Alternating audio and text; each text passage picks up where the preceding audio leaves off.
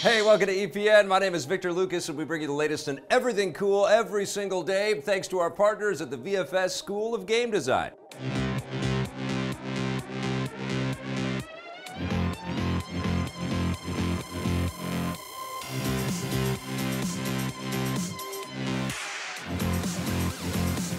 Thank you, Vancouver Film School. Now, this rundown is dedicated to Paul Sutherland Brains, who says, maybe the next rundown will be for me. Guess what? It is.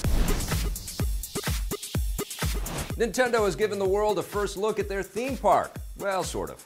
Nintendo and Universal Studios have released an animated trailer that shows off their concept for Super Nintendo World, which is a collection of Nintendo-themed attractions that are coming to Universal's theme parks across the globe. In the trailer, you can see iconic locations from the Mario games, including Bowser's Castle, and even though this is just a concept trailer, it gives us a first good idea of what the real thing will look like. The release of the video coincides with the start of construction on the first Super Nintendo World at Universal Studios in Osaka, Japan. The groundbreaking ceremony was attended by Universal Studios creative head Mark Woodbury and Mario creator Shigeru Miyamoto, who confirmed rumors that one of the biggest parts of Super Mario World will be a Mario Kart ride.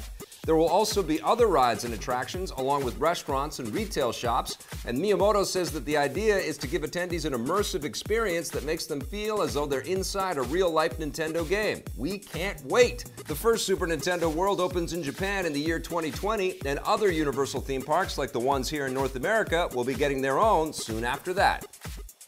One of the biggest games of 2017 is getting even bigger, but it's been delayed by almost a year.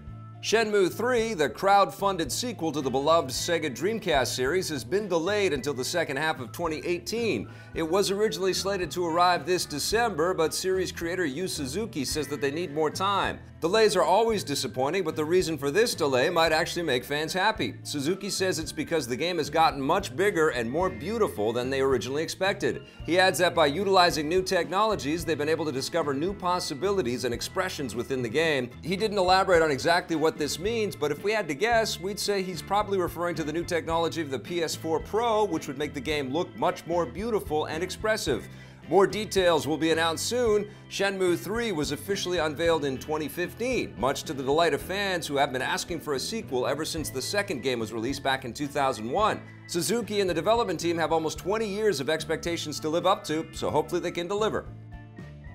Another big hockey game is getting ready to drop the puck.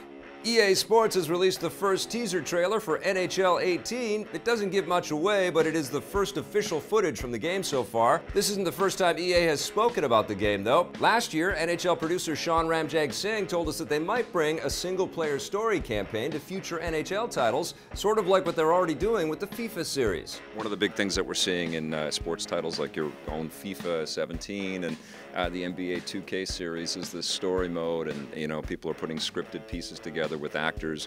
Is that something that's going to happen with NHL? Yeah, I say this all the time, but I think within EA Sports right now, we're doing an unbelievable job as a collective group of sharing learning, sharing technology, sharing designs, sharing feedback.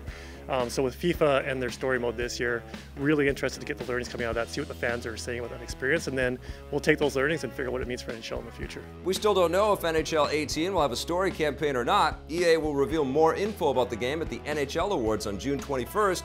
Expect the game itself to hit the ice in September. The end isn't nigh for cool indie games.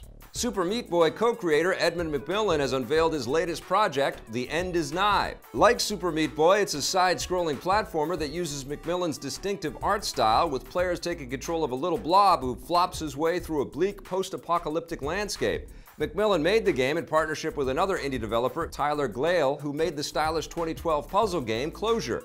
They'll release The End Is Nigh on the PC on July 12th, and a Nintendo Switch version is set to follow after that. This isn't the only new game coming from Edmund McMillen. He's also working on the previously announced Legend of Bumbo, which looks like it has more in common with his twin-stick shooter, The Binding of Isaac, than Super Meat Boy. That's expected to arrive later this year. Super Meat Boy and The Binding of Isaac are easily some of the coolest games of the last few years and demonstrate how indie games made with a small team can rival big-budget AAA titles.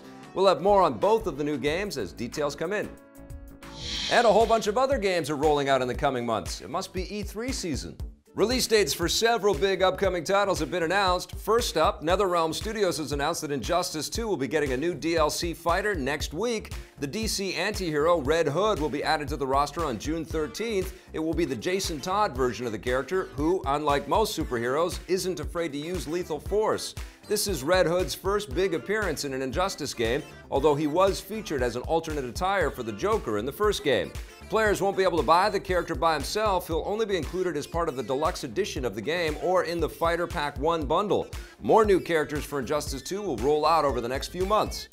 Next up, Epic Games has set a release date for their long-awaited co-op game, Fortnite. It will be available on the PC via Steam Early Access starting July 25th, with the final version coming to the PC as well as the PS4 and Xbox One sometime after that. We've been waiting more than a fortnight for it. The game was first announced back in 2011. You might want to wait a little longer though, because Epic has surprisingly already announced that Fortnite will be switching over to a free-to-play model in 2018. Players who buy it now will get access to exclusive in-game items and XP boosts that will put them ahead when the free-to-play switch happens. It seems a bit odd for a developer to announce that they're planning to adopt a free-to-play model before they've even launched the paid version, so we'll have to wait and see if it works.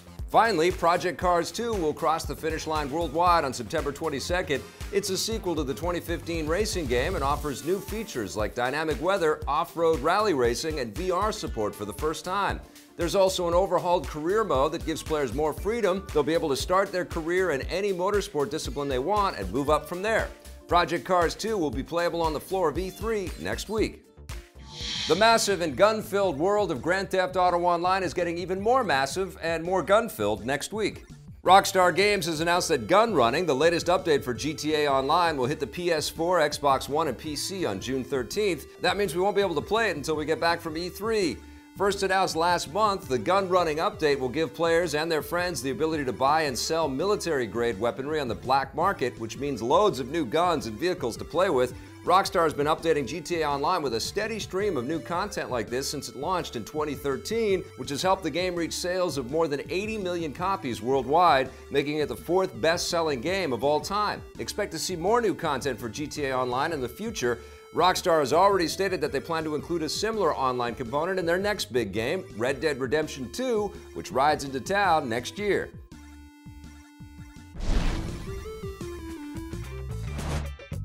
That's it for the rundown today. Thank you so much for watching. And if you want to learn more about game design, visit our pals at VFS.edu. We'll be back again tomorrow with a brand new episode. So in the meantime, watch some of our other content, and if you like it, hit subscribe, all right?